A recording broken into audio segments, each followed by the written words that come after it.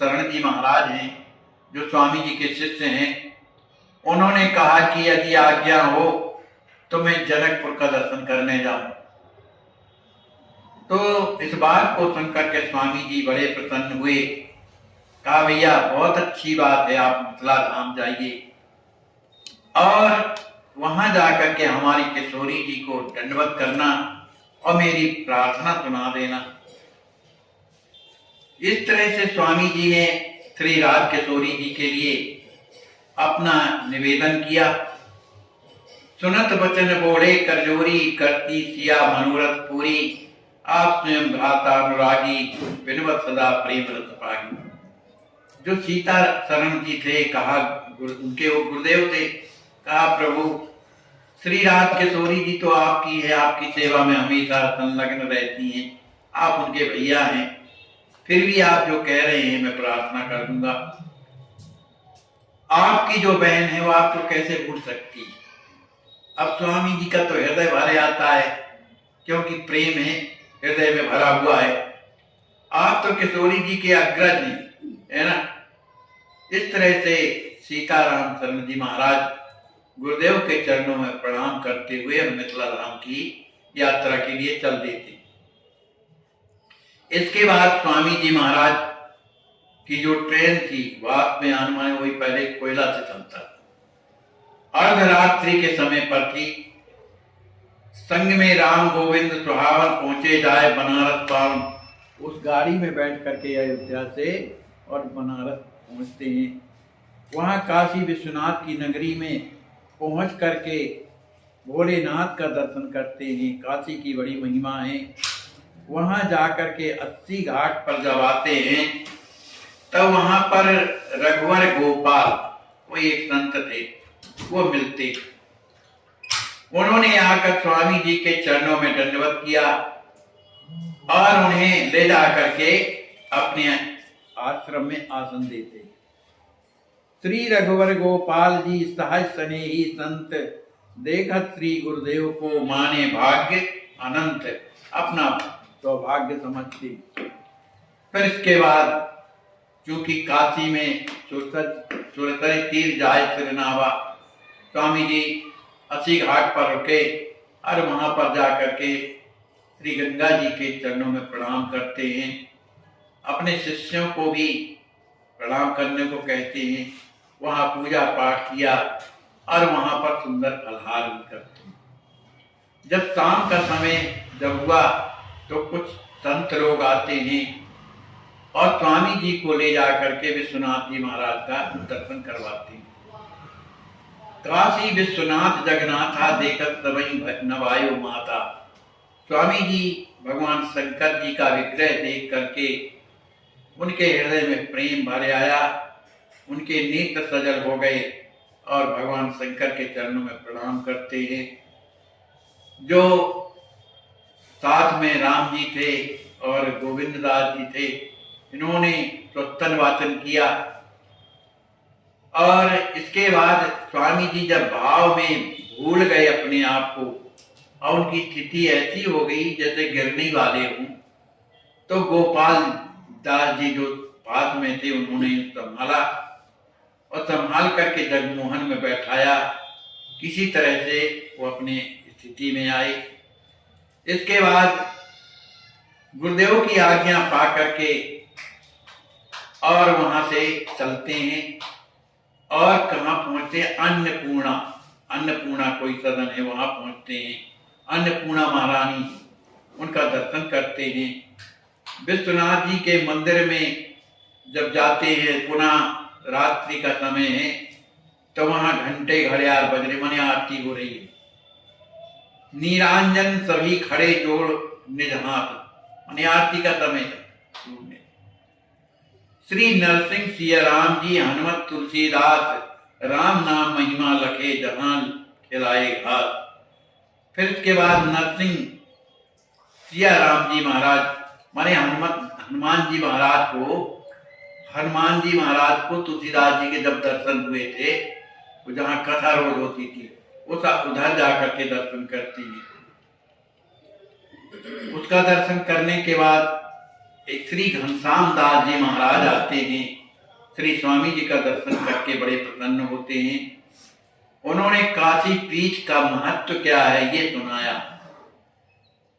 कथा को सुनने के बाद वह समय बीत गया। जब शाम का समय आया तो भगवान भोलेनाथ के चरणों में सिर नवा करके और वहां से गया धाम की यात्रा करते। परम विज्ञ अधिवक्ता एका भगवत भक्त सहारथी ने कहा। जैसे ही गया पहुंचते हैं तो वहां एक अधिवक्ता माने एक वकील था। वो भगवान का परम भक्त था और उसने जैसे ही स्वामी जी का दर्शन किया, उसके साथ में पत्नी भी थी, तो उन्होंने कहा कि ये जो सामने से महापुरुष चले आ रहे हैं, इनके दर्शन के लिए संसार उमड़ पड़ता है। ये परम महापुरुष हैं। बाह्य व्यवस्था देखूं जाई, अंदर करूं सवित सेवकाई। उन्होंने कहा एक काम करते हैं, महापुरुष को अपने यहाँ ले चलते, तो अंदर की व्यवस्था तुम करो और बाहर की व्यवस्था मैं करूंगा। ये प्रभु वही अवध जय देखा, ये वही महापुरुष हैं कि हम अपन लोगों ने जाकर के अयोध्या में उनका दर्शन किया था। और सबसे बड़ी बात है किशोरी जी के भैया भी हैं, है ना। इस तरह के महापुरुष मिलते कहाँ हैं। झीलगंज आए प्रभु पहुंचे भवन समीप। उन्होंने प्रार्थना किया कि दास का घर यहीं पर है, इसलिए वहां पधारा जाए। वो झीलगंज नाम था। वहां पहुंचते हैं। वहां भी और लोगों को जब पता लगा, सरकार का दर्शन करके अत्यंत प्रसन्न होते हैं। और जो वकील साहब हैं, उनके दरवाजे में सुंदर दीपक जल गए। उन्हें बता दिया था पहले। अपने घर के अंदर एक सुंदर आसन दिया और आसन में प्रभु को बैठा दिया। इसके बाद और भी लोग बैठ गए। उनका सविधि से स्वामी जी का पूजन करते। पूजन करने के बाद और भी लोग आ जाते हैं दर्शन करने के लिए।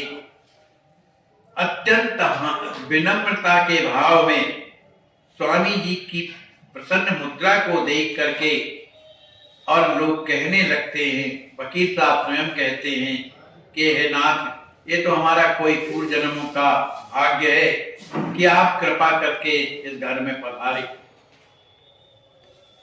श्री सद्गुरुदेव कहते हैं, भैया आप जो हैं वैष्णव हैं, यद्यपि सरकार के शिष्य नहीं हैं, किसी के और, लेकिन आपके जो गुरु हैं वो निरंतर भगवान का नाम स्मरण करते हैं। श्री हरिदास दास गुरुदेवा कर सदा सुतन की सेवा। उनके भी गुरु जी का नाम था, हरि नाम था। वो रात दिन भगवान का नाम स्मरण करते हैं और संतों की सेवा करते हैं। अब बताओ, ऐसा स्वभाव वाले आपके जो गुरु हैं, है ना, ये उनका कृपा प्रसाद आपको जो प्राप्त हुआ है, ये उन्हीं का परिणाम है। और उन्हीं गुरु की कृपा से भी हम यहाँ आए, है ना। अस कहे दर्शन भाव जनाए कि ये सब जो दर्शन मिला, ये आपकी गुरु की कृपा का है। अधिवक्ता बोले प्रभु बिलवत पूजन होए, दर्शनार्थ सायं चले मिले लाभ सबको। उन्होंने कहा कि ऐसा है कि अब आप यहाँ पधार करके अपने विधि विधान के साथ अपने भगवान की पूजा कीजिए और फिर सायं काल में सभी कोई आपका दर्शन करेगा। इसके बाद वकील साहब ने कहा कि प्रभु हमको एक बात बताइए। स्वामी जी ने पूछा क्या बताइए। कहा कि जो हमारा जो कार्य है वो अत्यंत ही निंदनीय ये है कि हम कोई भी केस गलत लेते हैं और पूरा दिन झूठ बोलते हैं। पूरा दिन जब झूठ बोलते हैं तब पैसा कमाते हैं। तो ये हम जानते हैं, आप ही के मुख से हमने कई बार सुना भी है कि गलत कमाई नहीं कमाना चाहिए। तो ये तो गलती हो रही है, लेकिन अगर हम इस तरह का नहीं करेंगे तो हमारा कैसे उपार्जन होगा। तो कृपा करके ऐसा कुछ बताइए कि हमारा एक काम भी चले और सेवा होती रहे। तो स्वामी जी ने कहा कि भाई इसका एक ही उपाय है, आप वकील है तो वकालत तो करना ही होगा, तो आप ऐसे केस लो जो सच्चे हो, गलत नहीं, माने वास्तविक केस लो और उसका सच्चाई से निर्णय करो, है ना। तो इस तरह से करने पर आपको दोष नहीं लगेगा, क्योंकि आप सच्चाई का केस ले रहे और सच्चे उसे जिता रहे, इसलिए आपको दोष नहीं लगेगा। इस बात को सुनकर वकील साहब का हृदय भर आया। कहा ऐसा रास्ता बताने वाला कौन है स्वामी जी, आपके अलावा कोई नहीं हो सकता है, अब मैं यही करूंगा। उस दिन से वकील साहब ने सब छोड़ दिया, जितने भी केस थे केवल सच्चाई के केस लेते। तो इस तरह से स्वामी जी के भी कृपा पात्र बन गए, मतलब उस तरह के नहीं, लेकिन उनकी आज्ञा का पालन करने लगे। अब इसके बाद क्या होता है कि वहां से अब सोचने लगे कि अब गया धाम जाना है, तो गया धाम जाने के लिए क्या किया जाए। तो जो वकील साहब थे कहने लगे कि आप बिल्कुल चिंता न करें, मैं आपको स्वयं ले चलूंगा वहां पर। तो अब स्वामी जी को वकील साहब बड़े व्यवस्थित ढंग से वहां ले जाते हैं। अब वहां जाकर के देखते हैं बोले अर्चक वृंद सब हुए अभी श्रृंगार, कृपा करें कुछ देर प्रभु देखे परम दास। वहां जो भगवान का जो दर्शन था वो पटबंद थे, वहां जाने विष्णुपदी जिसको कहते हैं, वहां पटबंद थे। तो भक्तों ने कहा कि प्रभु श्रृंगार हो रहा है, थोड़ी देर और रुक जाइए। अब चूंकि जिस वाहन को लेकर के आए थे वहां तक, अब वो अधिक समय लग रहा था, आने जाने का कर लिया था, आने जाने का था। अब वो वाहन वाला आता है कि भाई अब हम तो दिन भर ऐसे थोड़ी बैठे रहेंगे, हमें और भी तो काम करना है। तो उन्होंने कहा भाई अब क्या किया जाए।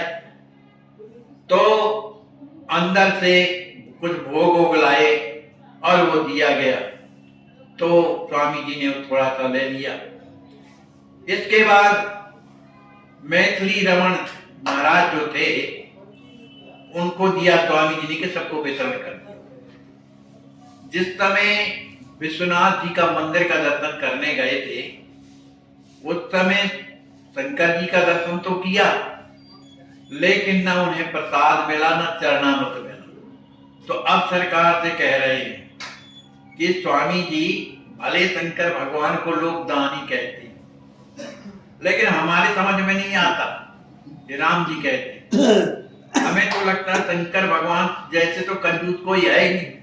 अरे वहां जाने के बाद चरणामृत तो नहीं दिया, और तो के प्रसाद की तो बात ही छोड़ी। स्वामी जी कहते हैं अरे भैया, स्वामी जहां शंकर वहां भगवान विराजे हैं, उनके चरण तो वहां है नहीं, और जब चरण नहीं तो काहे का चरणा, है ना। तो इस तरह से अब वो चरणामृत कैसे दे सकते हैं। इसी तरह भोग का भी बता दिया। तो कहा ठीक है भाई, नहीं हम तो समझ रहे थे इनके जैसे कंजूस कोई नहीं।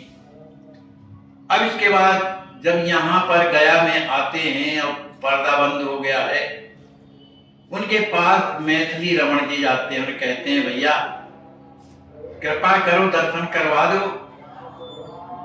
तो उन्होंने कहा भाई थोड़ा रुकना पड़ेगा भाई। तो कहा तो फिर अब क्या किया जाए। तो जो प्रसाद प्रभु सन में पाओ महिमा और अधिक मन लाभो, परम विवेकी कृपा निधाना निज कर दियो कर सम्मान। तो अंदर से पुजारी जी ने जो प्रसाद दिया था स्वामी जी को, और स्वामी जी ने दे दिया राम जी को, और वहां जितने लोग थे सब बांटने लगे। तो एक संत थे, उन्होंने कहा भाई सरकार हम इनके हाथ का प्रसाद नहीं लेंगे, माने राम जी के हाथ। कहा क्यों। कहा आपके द्वारा जो दिया गया प्रसाद है उसकी महिमा तो कुछ और है, वह अत्यंत पवित्र हो जाता है। जो प्रसाद प्रभु सन में पाओ यदि आपके द्वारा मुझे मिले तो इस प्रसाद की महिमा और बढ़ जाएगी। स्वामी जी मन ही मन प्रसन्न हुए और वो प्रसाद ला करके उनको दे दिया। अब इसके बाद आज्ञा लेकर के जब वहां से गुरुदेव भगवान चलते हैं तो सादर उठकर द्वार तक पहुंचाए। वो जो संत थे दरवाजे तक स्वामी जी को भेजते थे। विशंभर लक्ष्मीपति पावन पीठ शंकराचार्य सुहावन देवालय देखत मगवीचा हर्षित हृदय नयन। बीच बीच में जो भी रास्ते में भगवान के जो भी मंदिर मिलते हैं उनका दर्शन करते हैं। इसके बाद गया धाम की महिमा का वर्णन स्वयं स्वामी जी करते हैं। आए सदन गुरुदेव नहाए पावन प्रभु प्रसाद सब पाए। स्वामी जी वहां दर्शन करने के बाद और वो कौन नदी है, फाल्गुनी नदी, उसमें स्नान करते हैं। स्नान करने के बाद फिर पुनः आ जाते हैं बिंदुवेश्वरी जी जो वकील साहब थे उनके यहाँ, उधर प्रसाद पाते हैं। रात जब यात्रा का समय आया तो स्वामी जी कहने लगे, भाई अब समय हो गया, चलो आप लोग अब कहाँ चलना है? कहा बैद्यनाथ दर्शन करना है, बैद्यनाथ। इसलिए यान कान लख मोहि बतावो अधिवक्ता दादा फिरनायो परम गूढ़ मृद वचन सुनायो। कहा बैद्यनाथ जी का दर्शन करना है। तो जो अधिवक्ता थे विंध्येश्वरी जी वो आकर के प्रणाम करके कहते हैं कि स्वामी जी भवरोगी अति ही दुखत लकी करें कृपा की कोर संत चरण तक जगत सब देखत नाथ से को। कह रहे हैं स्वामी जी आप तो भवरोगियों को ठीक करने के लिए ही तो कृपा करने के लिए आए हैं। ऐसे संतों के चरण कहाँ मिलते हैं? लोग तो ऐसे लोगों को देख के नाक तोड़ते हैं, माने निरादर करते हैं। सब विधि जगत प्रवंचित स्वामी करम कृपा अंतर्यामी जन्म जन्म के सुकृत हमारे भली भूत ठाड़े प्रभु द्वारे। तो आपकी कृपा है कि आपने हमें कृतार्थ कर दिया। फिर इसके बाद स्वामी जी महाराज सुमर सुमर रघुनाथ प्रभु करो जगत व्यवहार अनायास सदगुरु कृपा दीजिए जगत सुधार। स्वामी जी ने कहा कि अब आप एक काम करिए जो हमने आपसे बताया कि ना उस तरह की सेवा करिए। वो सेवा करते हुए भी आपका जीवन सुधर जाएगा। इस तरह से जय जयकार करते हुए बिंदुवेश्वरी जी महाराज स्वामी जी के चरणों में प्रणाम करते हैं। और जिस समय स्वामी जी वहां से चलने लगे वकील साहब का पूरा परिवार आके स्वामी जी के चरणों में निपट जाता है। उनकी विधिवत पूजा करते हैं, चंदन पुष्प चढ़ा करके आरती करते हैं और दक्षिणा देते हैं। फिर इसके बाद यान में बैठकर जसडीह जाते हैं। जसडीह वहां जाते हैं, वहां 2 दिन वहां पर रुकते हैं। कहाँ पर? फिर वहां से ट्रेन जसडीह वही होगा भाई। फिर इसके बाद वहां से ट्रेन के द्वारा बैद्यनाथ आते। अब जैसे ही बैद्यनाथ पहुंचे तो स्वामी जी का उधर आसन लगा दिया माने वहीं स्टेशन में। अब पंडा था, उसने देखा ये तो बड़े माल डाल वाले दिख रहे, तो पंडा नजर से देख रहा था। पंडा का स्वागत है आश्वासन सेवा ट्रस्ट में। एक बार यहाँ बीमार संतों की सेवा आप स्वयं दें। आपकी आश्वासन सेवा ट्रस्ट के द्वारा इन्हें लखनऊ मेडिकल कॉलेज भेजा गया है ऑपरेशन के लिए। बहुत कष्ट है, बिना ऑक्सीजन के इनके प्राण नहीं रह सकते हैं। आप सोचिए, आप विचार कीजिए कि ऐसे असहाय संत बेचारे जिनकी कोई सेवा नहीं करता, तो कम से कम आपके अस्वस्थ संत सेवा में आ गए हैं ट्रस्ट में, तो आप रात दिन उनकी सेवा कर रहे हैं।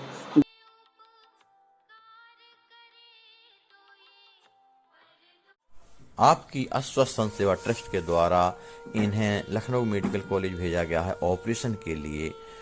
बहुत कष्ट है, बिना ऑक्सीजन के इनके प्राण नहीं रह सकते हैं। आप सोचिए, आप विचार कीजिए कि ऐसे असहाय संत बेचारे जिनकी कोई सेवा नहीं करता, तो कम से कम आपके अस्वस्थ संत सेवा में आ गए हैं ट्रस्ट में, तो आप रात दिन उनकी सेवा कर रहे हैं।